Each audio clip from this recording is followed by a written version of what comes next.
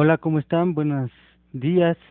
Pues bueno, pues vamos a comenzar con nuestra clase del día de hoy. Espero que esta modalidad les sea útil y les sirva para que podamos tener nuestras clases así en adelante.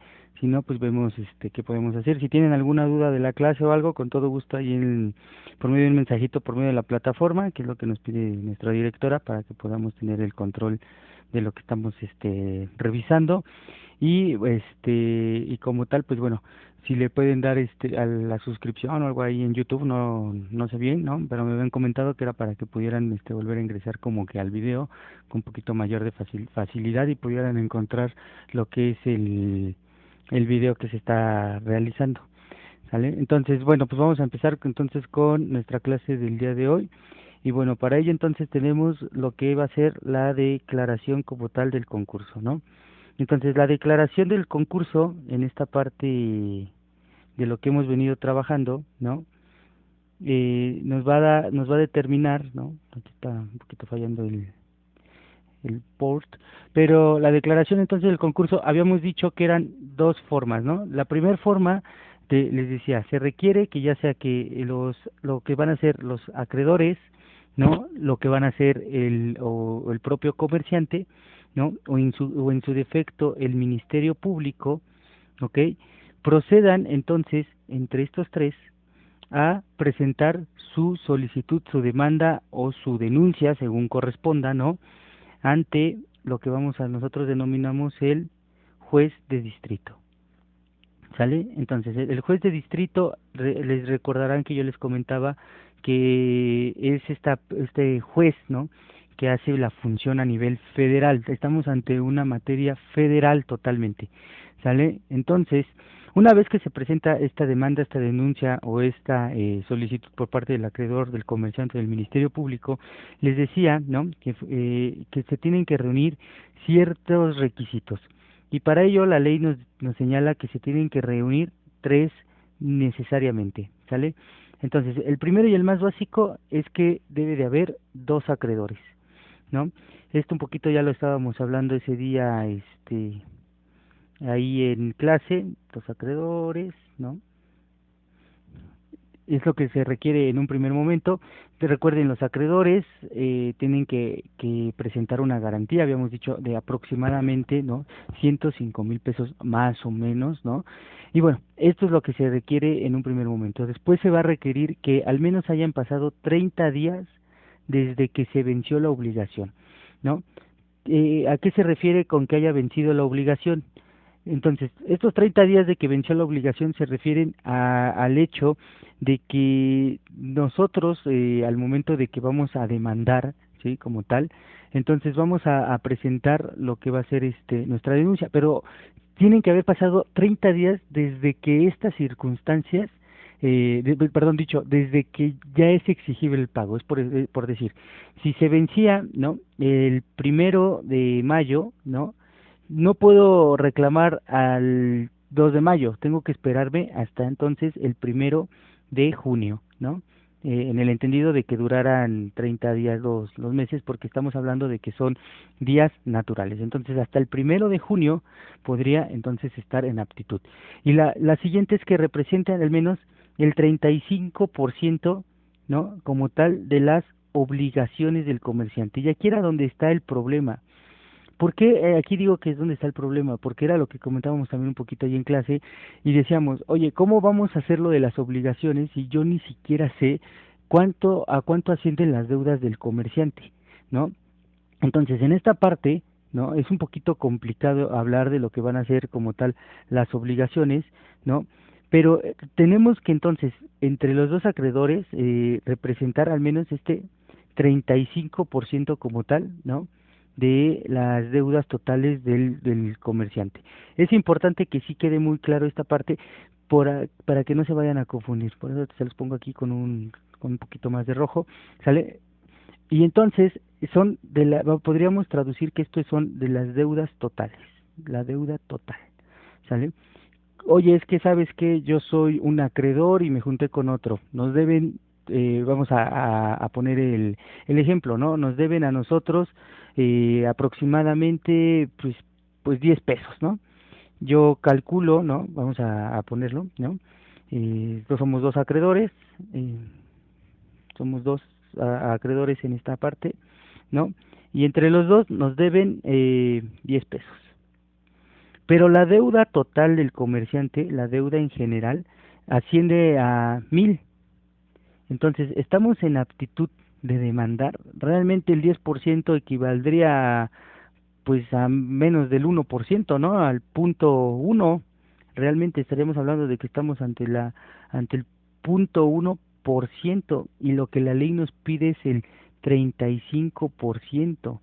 Entonces, oye, pero yo cómo voy a saber esta cantidad, pues este es el problema, nadie sabe esta cantidad, solamente el comerciante. Entonces, realmente me estoy aventando a demandar pues a ciegas, ¿no? Por eso, entre más, a lo mejor, entre más acreedores, ¿no? Un poquito mayor de posibilidad, porque a lo mejor si somos, no sé, voy a decir, 10 acreedores y entre los dos, ahora sí representamos 350, la deuda, ¿no? Entre todos nos deben 350, entonces ahora sí estamos diciendo que prácticamente estamos ante la posibilidad de demandar porque ahora sí estamos cumpliendo este 35% que nos está pidiendo la ley mínimo para poder iniciar el procedimiento.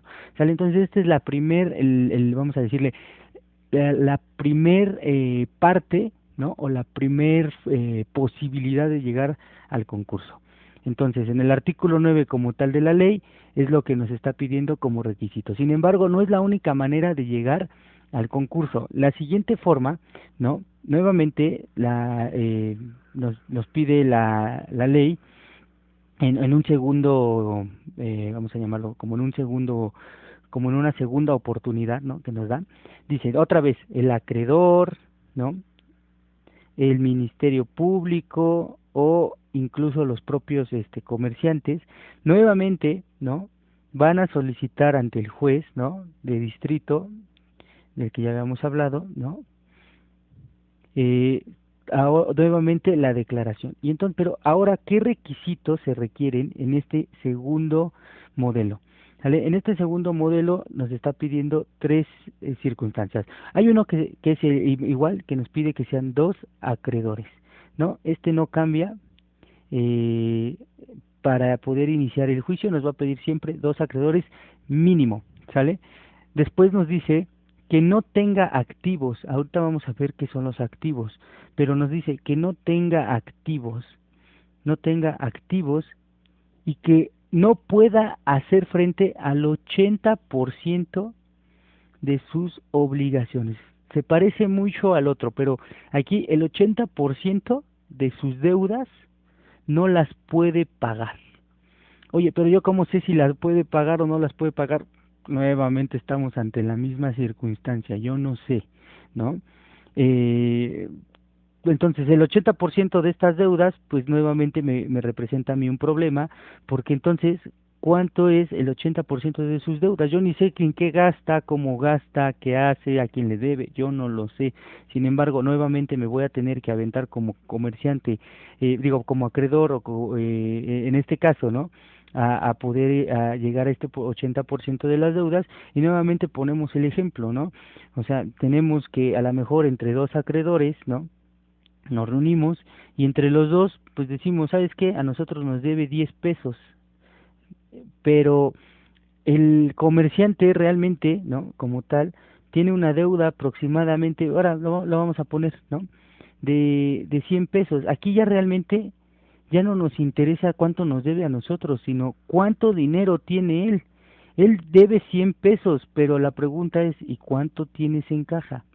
No sabemos, como no sabemos cuánto tienes en caja, tendríamos que estar esperando a que cuando se haga la revisión, pues el número que nos dé en esta parte, ¿no? Como tal, pues represente que pues el comerciante no puede responder por el 80% de sus deudas. Es decir, tendría mínimo que aquí tener en esta parte para que pudiera irse al concurso, pues al menos, ¿no? Tener 80 pesos. Si tiene 80 pesos, puede hacer frente al 80% de sus deudas, por lo tanto no habría concurso, no habría por qué cerrar la empresa, porque tiene posibilidad de pagar. No tiene los 100, efectivamente, pero sí tiene un 80%. Sin embargo, cualquier cantidad menor al 80%, pues evidentemente, pues vamos a decir, vamos a suponer que tiene el 70, pues entonces automáticamente estaríamos hablando de que se cumple el requisito porque no puede responder por este 80%, ¿sale?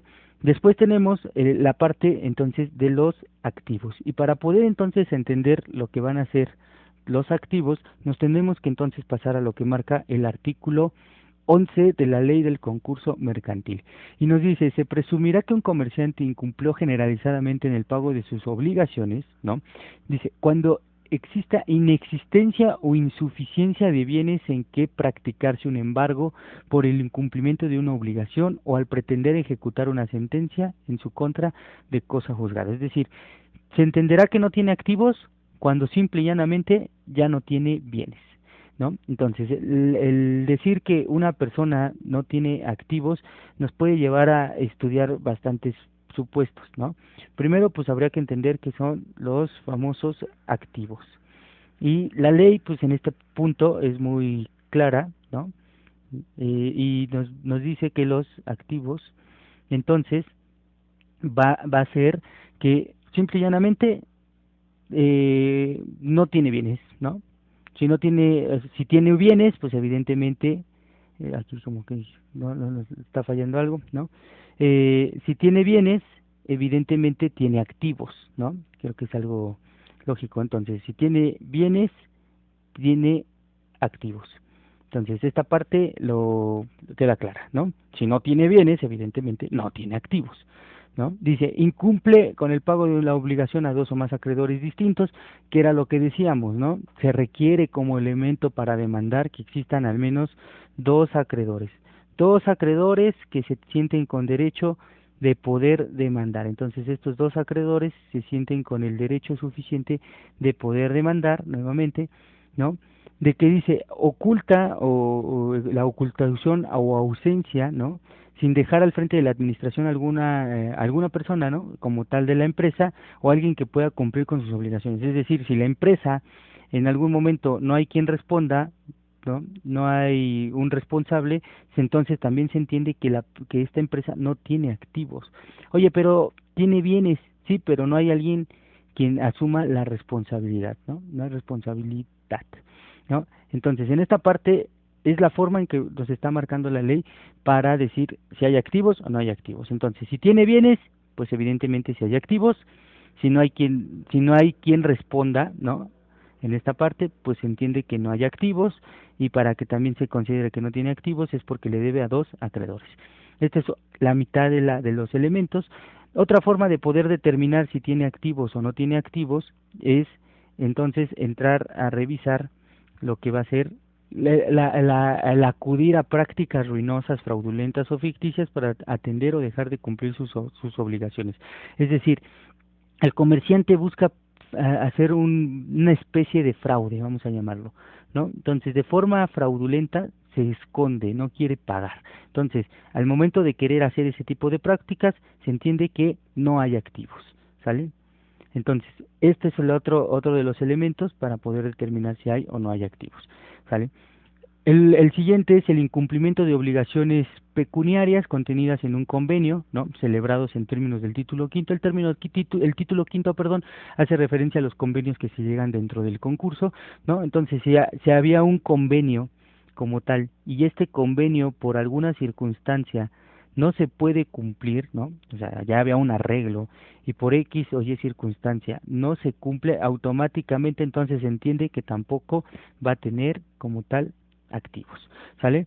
Y luego nos dice la ley, ¿no? Hay alguna serie ahí de elementos, pero al final nos dice, en cualquier otros casos análogos, pues también se considera que no tiene activos. Aquí la ley pues es un poquito general, ¿no? Y entonces pues tenemos un problema en ese sentido para determinar cuáles son aquellos casos análogos. Pero en esta parte es importante que entonces tengamos muy claro, ¿no? El comerciante va a demandar y necesita probar, ya sea en el supuesto 1 o en el supuesto 2, los requisitos que nos marca la ley. El Ministerio Público, a pesar de que tiene esta función, ¿no? De denunciar hechos fraudulentos, prácticas, pues a lo mejor que pueden afectar a terceros, que a lo mejor están afectando a trabajadores, etcétera, etcétera, también, bueno, él no tendrá como tal esa obligación. Sin embargo, para poder declarar la quiebra de la empresa, el Ministerio Público también deberá en su momento ser consciente de que lo tiene que hacer. Aunque haya denunciado, aunque haya habido un ilícito, aunque haya sucedido lo que haya sucedido, la ley nos pide que lo tenemos que probar. Entonces nos dice, oye, efectivamente, vamos a suponer, si hubo un fraude, como aquí decíamos, ¿no?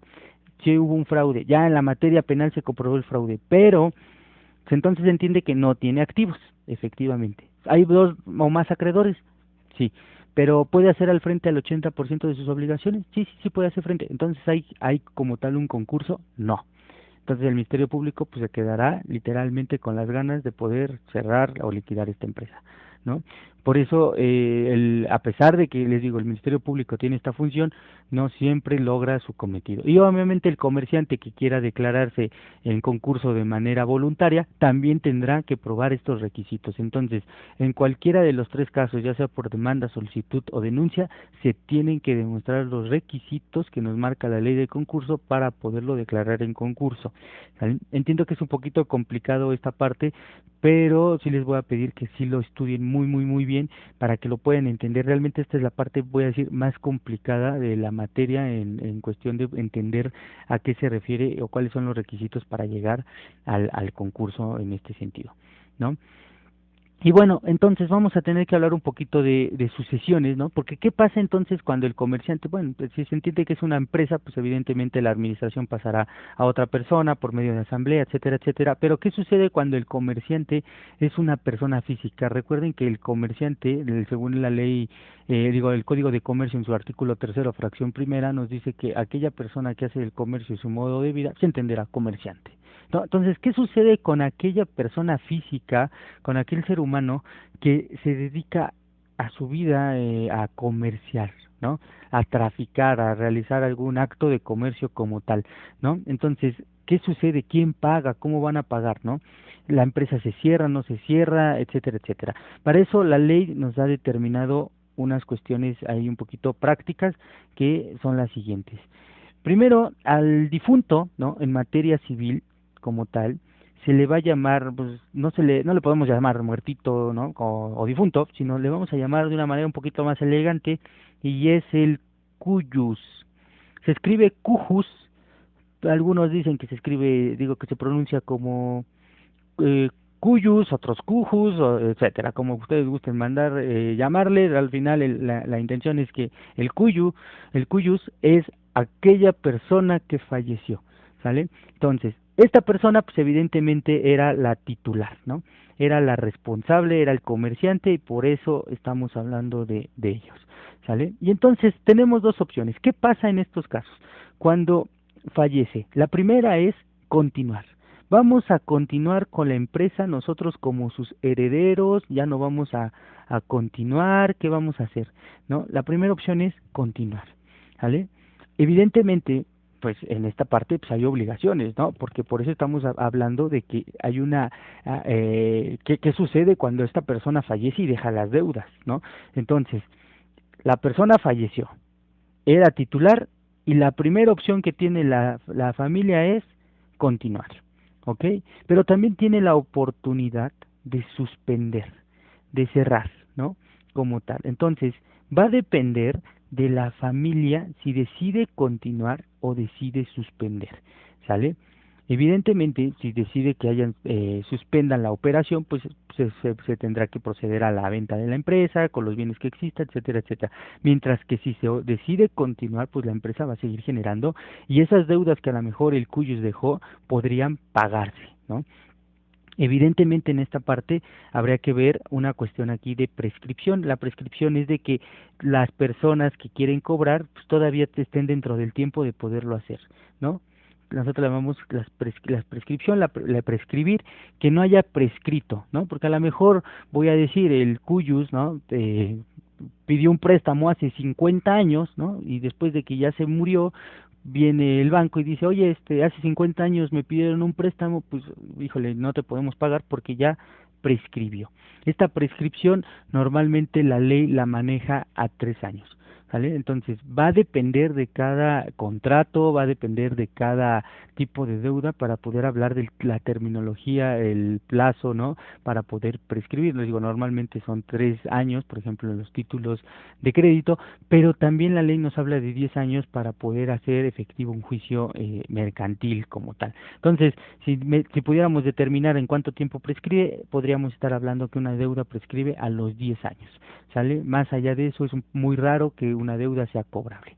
Sin embargo, oye, estoy dentro de los 9, todavía me podrían cobrar, sí, efectivamente todavía me podrían cobrar, pero reitero, habría que entrar a ver la naturaleza del contrato, las características del contrato, etcétera, etcétera, por qué nació la deuda y demás, ¿sale? Y bueno, al final, ¿quién va a hacer esta parte, no? Si se decide suspender, pues evidentemente todos los que son los herederos, que son las personas que le van a suceder, es decir, que son los que por derecho le tendrían que quedarse con los bienes, ¿no? Del difunto, que normalmente los herederos van por partes porcentuales. Somos dos hermanos, 50-50, se llaman herederos o legatarios. Los legatarios son específicos, ¿sale? A ti te dejo la casa, a ti te dejo el terreno, a ti te dejo el coche, son legatarios. Al final podríamos decir en el universo, son herederos, ¿no? Entonces, ellos dos tendrán que ver cómo le van a hacer, ¿no? Pues porque al final hay una suspensión y hay deudas que pagar, ¿sale? Mientras que si se decide continuar, ¿quién va a representar esto?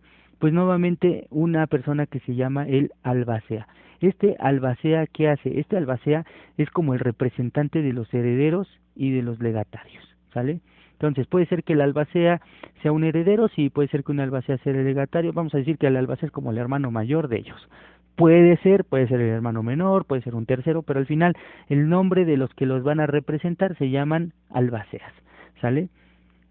Y al final, pues, en ambos casos tendríamos que pagar, ¿no? Si se decide continuar, pues tenemos que generar dinero para pagar. Si se decide suspender, se tendrá que evidentemente vender las cosas del difunto, no las cosas de los herederos o los legatarios, sino las cosas que el difunto deja y pagar. Al final, en ambos casos, lo que se busca es literalmente seguir pagando y pagando y pagando. Entonces, la muerte como tal, en el caso de la materia concursal, no necesariamente da por concluida las obligaciones como sucede en la teoría general, que nos dice la teoría general, con la muerte se extinguen las obligaciones, sí, pero tiene en algunos casos ciertas reglas que se tendrían que estar en su caso analizando, ¿sale? Para que no vayan a confundirse en esta parte.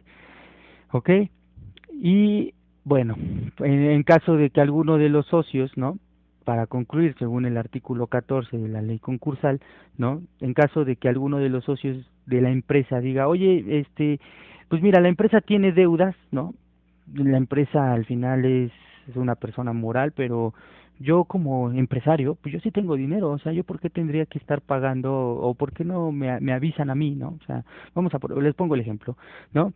Tenemos, por ejemplo, que la empresa, ¿no? Esta empresa como tal debe 100 pesos. Y los socios, vamos a suponer que hay dos, un socio tiene alrededor en su cuenta bancaria de 1,000 pesos y otro socio tiene 500 pesos. ¿Hay dinero para pagar las deudas? Evidentemente sí, pero recuerden que en esta parte, ¿no? Los socios son independientes de la empresa, por eso es la importancia de constituir, a pesar de que aquí estamos como socios, ¿no? Al final, lo importante de esto es que aquí yo soy una persona física, y aquí soy una persona moral. ¿Quién debe el dinero? La persona moral, ¿no? Entonces, oye, yo soy el socio, yo tengo 1,000 pesos, ¿por qué la empresa tendría que en un momento determinado cerrar por 100 pesos? Sí, porque la que se está yendo al concurso es esta, no él, ni él, sino la empresa. Entonces, la única manera de evitar que me quiten mi empresa es que yo me desprenda de un poco de mi dinero y evidentemente pague, o igual en el caso de él, pague. ¿Me explico? Pero al final estamos dividiendo la empresa de lo que somos, de lo que es la persona física. Por eso la importancia de constituir una empresa. Recordarán que les dije, una cosa es la persona y otra cosa es la empresa. Si nosotros podemos entender esto, vean, al final, ¿qué pasaría si ellos deciden no pagar? Pues la única que va a desaparecer va a ser la empresa, pero ellos van a seguir manteniendo su dinero intocable por la responsabilidad limitada que estábamos hablando de las sociedades, ¿no? Entonces, ¿qué podemos hacer para evitar que me cierre la empresa? Que alguno de los socios se haga responsable o entre los dos se hagan responsable de lo que pasa, digamos, con su pequeña empresa, ¿no? Con su hija como tal. Y entonces, pero también los socios como personas físicas pueden ser declaradas, lo que veíamos hace ratito, ¿no? Entonces, oye, la empresa le va muy bien, ¿no? Es más, la empresa, en este ejemplo, la empresa no tiene ni deudas, ¿no? La empresa no tiene deudas, no tiene nada y pues simplemente, pero esta persona en su vida privada tiene un montón de deudas, esta persona. ¿Afectará a la empresa como tal? La respuesta es no. Aquí el tema es que nuevamente partimos de la misma lógica, ¿no? La empresa es independiente de lo que le suceda a la persona. Entonces, tal vez esta persona se vaya a concurso, pero como tal, la empresa en este sentido, no, ¿sale? Entonces, es importante esta parte, ¿no? Y la única manera entonces de que ya sea por como persona física o como persona moral, en un momento determinado evitemos el concurso es literalmente mediante lo que se le conoce como el pago. Hay que pagar. Para que no me cierre la empresa, la única manera de evitar es el concurso es pagando. No quiero que me declaren en concurso, pago mis deudas y con eso evito como tal estos concursos mercantiles que, como se darán cuenta, a pesar de que se ven sencillos, realmente son complicados de demostrar desde que debemos de presentar nuestra demanda, ¿sale? Entonces, si tienen alguna duda, bueno, con esto vamos a concluir, ¿no? Y si tienen alguna duda, pues háganmela llegar por medio de sus mensajes de la plataforma, que es la manera en que nos están pidiendo que nos comuniquemos, y espero que pues esta clase pues les haya funcionado. No tiene la duración de la clase normal, pero entiendo que es un poquito también tedioso estar escuchando esta parte de manera como de monólogo, pero con mucho gusto. Si tienen dudas, estoy a sus órdenes para cualquier cosa. Que tengan una muy buena tarde.